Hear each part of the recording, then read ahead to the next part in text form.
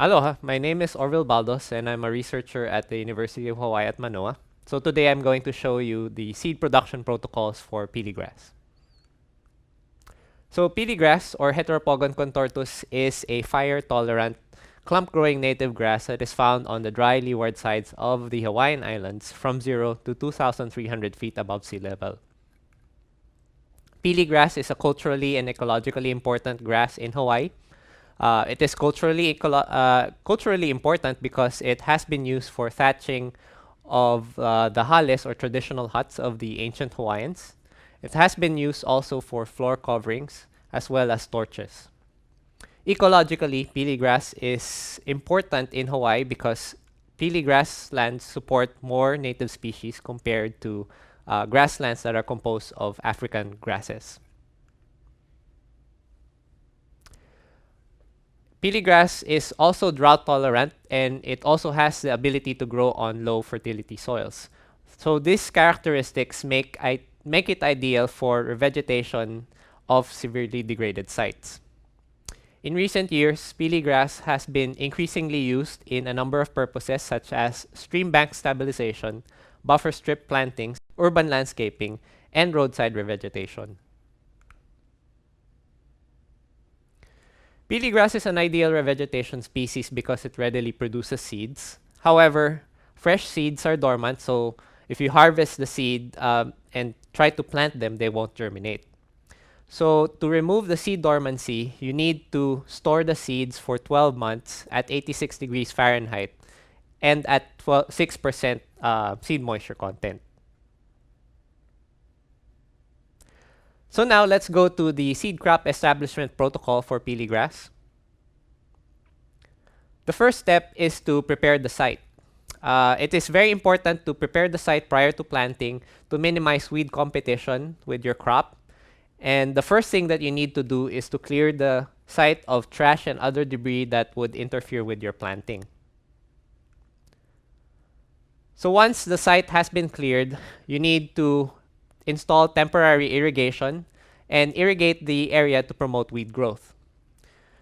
In order to exhaust the weed seed bank, we need to flush and kill the weeds about 3 to 6 months before planting. This can be accomplished by applying herbicides such as Roundup at a rate of 1.3 to 2 quarts per acre and Garlon 4 at a rate of 3 to 4 quarts per acre. For more detailed information on site preparation of areas for native Hawaiian plants, you need to visit this URL below. So now once you have a site prepared for planting, the next step is to prepare the pili grass plugs. So the first step in preparing the plugs is to determine whether your seeds are dormant.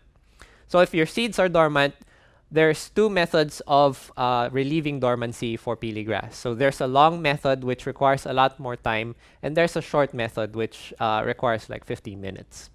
The long method requires one to store the pili grass seeds for about 12 months at 86 degrees Fahrenheit and at 6% seed moisture content. Storage in these conditions result usually in greater than 90% germination. Alternatively, if you're pressed with time, you can do a shorter method of breaking seed dormancy by soaking the pili grass seeds in 1% Colgin mesquite liquid smoke solution or undiluted pili grass smoke solution for 15 minutes. This usually results in about 50% germination.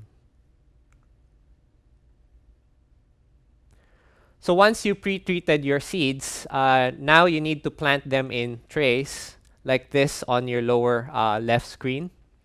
So after 1 week, after they've germinated and produced seedlings, transplant the seedlings into dibble tubes filled with potting mix and fertilizer. So the fertilizer actually acts to make it grow faster, so you have faster or bigger, more vigorous plants. So you need to grow the plugs for 2 months under irrigated conditions, and prior to planting, you need to cut the plugs about 4 inches in height to prevent transplant shock. So once you have your plugs ready, now you're ready to transplant your plugs in your field establishment site. So you need to install drip irrigation between 3.5 feet between rows. And within rows, you need to plant your pili grass plugs about 1.5 to 3 feet. So once you planted your pili grass plugs, fertilize the whole field with 100 pounds of nitrogen per acre.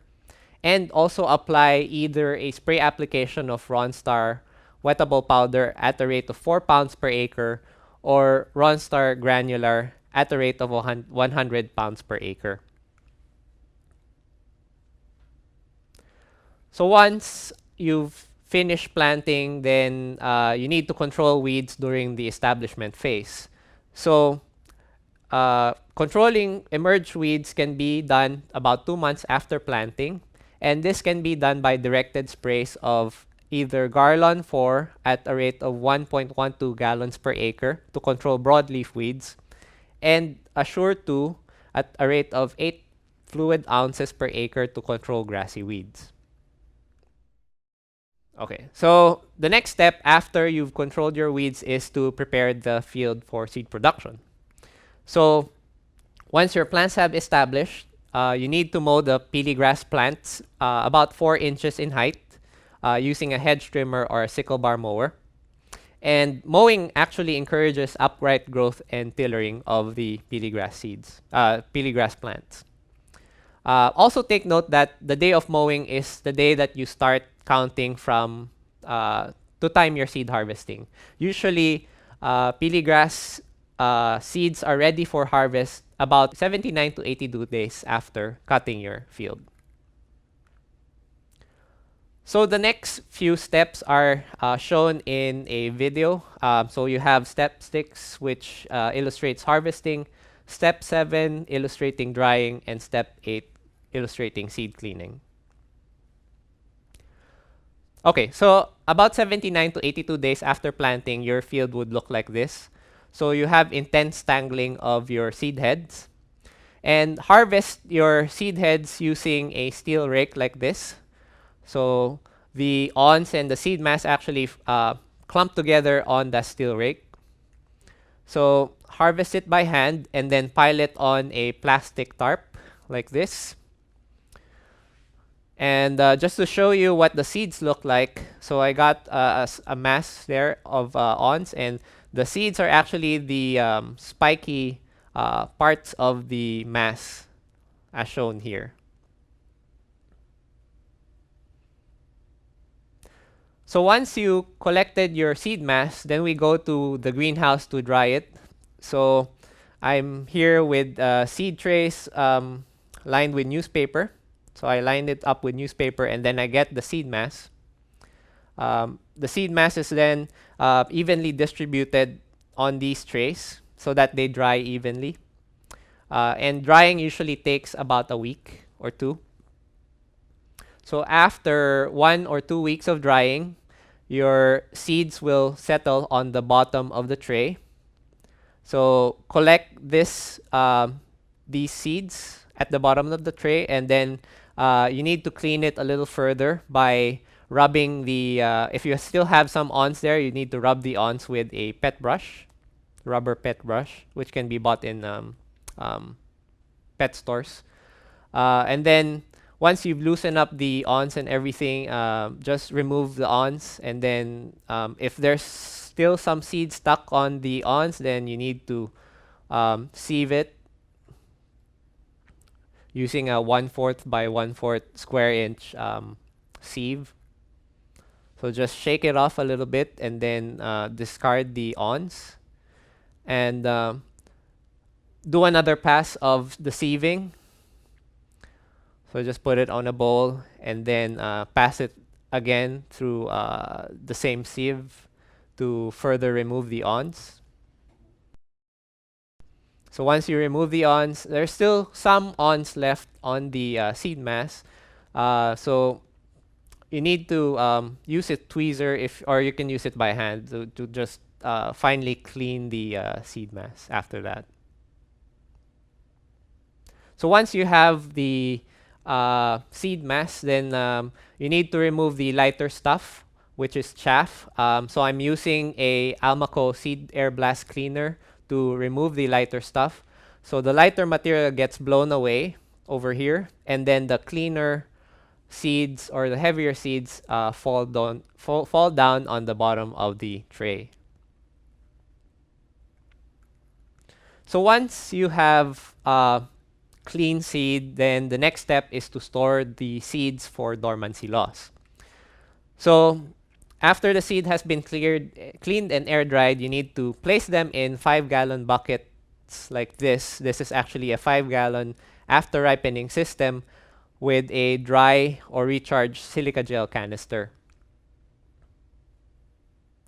So just to show you the details of this after-ripening bucket. So you have a 5-gallon bucket with an airtight lid over here.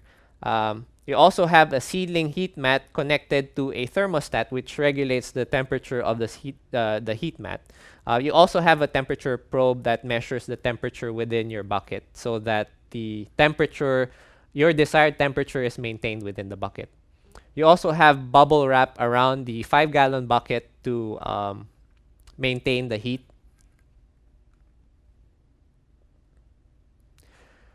So the drying process involves placing the silica gel canister and the open bag of seeds into the 5-gallon bucket.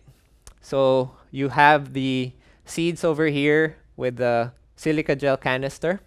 So seal this bucket with an airtight lid and allow it to dry until the seeds reach about 6% moisture. So it's important to monitor seed moisture content of the seeds during this time. So what you need to do is to periodically collect a gram of seeds from the container and then dry the sample for about 1 day in an oven set at 217 degrees Fahrenheit. So to calculate percent moisture, you need the dry weight and the fresh weight. So you need to input the fresh weight, your container weight, and then your dry weight. So the difference between your fresh and dry weight over your dry weight times 100 would be your seed moisture content. So for a 1 gram sample of seeds, you will need to dry the seeds to about 9.943 grams to achieve 6% seed moisture.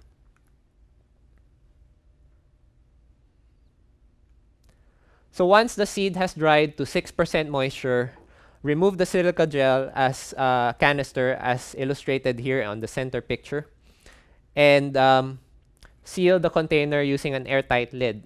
And then plug in the thermostat and set it at 86 degrees Fahrenheit and store the seeds for 12 months. So this storage condition removes the dormancy of the pili grass. So after 12 months of storage, you need to store them in a cooler area to reduce seed loss or seed viability, to actually prevent seed viability loss. So remove the seed packet from the 5-gallon bucket after-ripening system and then seal the seeds in an airtight container or bag and store it in a reefer set at 41 degrees Fahrenheit. So you can store the seeds indefinitely at this condition until it is ready for planting. So that concludes the protocol for seed production of pili grass. So if you have any questions, you can email me at obaldos@hawaii.edu. Thank you.